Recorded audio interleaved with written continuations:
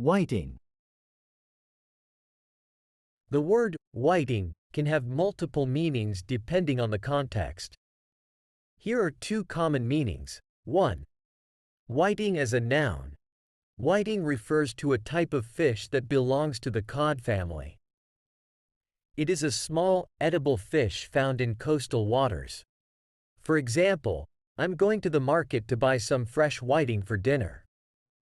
Whiting is often used to make fish and chips in some regions. 2. Whiting as a verb. Whiting can also be used as a verb, which means to make something white or whiter. It is commonly used in the context of painting or applying a white pigment. For example, she whited the walls of her bedroom to create a clean and bright look.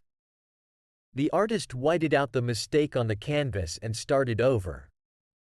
It's important to note that whiting can also be a surname or a place name, but those are less common uses of the word.